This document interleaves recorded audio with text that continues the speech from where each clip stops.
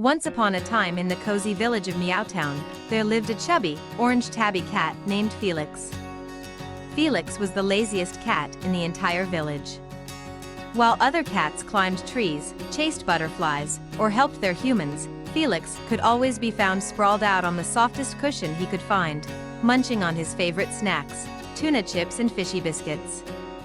One sunny afternoon, Felix's human, Mrs. Maple, placed a big bowl of tuna chips on the kitchen counter. "Felix, these are for later, so don't even think about it," she warned with a wink. But as soon as Mrs. Maple left the house, Felix's tummy rumbled. "Later is such a silly word," Felix grumbled. He stretched lazily, pawed at the counter, and plop, knocked the bowl to the floor. Just as he was about to feast, a sudden breeze whooshed through the open window, and the tuna chips went flying out the door. "No!" Felix wailed. He scrambled to his paws, but being as lazy as he was, he barely made it past the doorway before collapsing in dramatic defeat. "Well, that's that," he sighed, rolling onto his back. But then Felix heard a tiny squeaky voice. "Need some help, Mr. Lazybones?" It was Pip, the energetic little mouse who lived in the garden. Felix groaned. "Pip, my snacks are gone, and I'm too tired to chase after them." Pip chuckled. "Then I guess no snacks for you." Felix's ears perked up. "Wait. You're small and quick.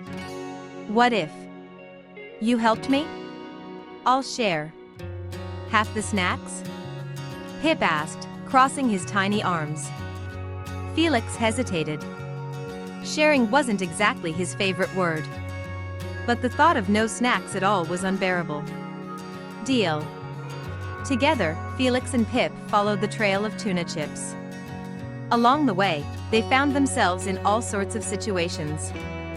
Pip scurried through a narrow hedge to grab a chip stuck on a thorn. Felix, despite his laziness, used his big, fluffy tail to swat a chip out of a tree. They even had to dodge Sparky, the playful neighborhood dog, who thought the chips were flying toys.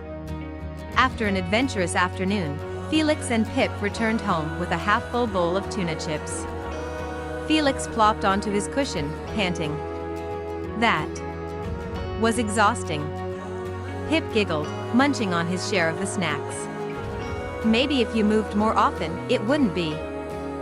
Felix rolled his eyes, but smiled. "All right, Pip. Next time I lose my snacks, I'll chase them myself." Maybe. From that day on, Felix wasn't quite as lazy. Sure, he still loved his cushion, but every now and then, you'd see him playing with Pip, climbing fences, or chasing after snacks. Moral of the story, sometimes, a little effort, and a friend, makes everything sweeter, even tuna chips.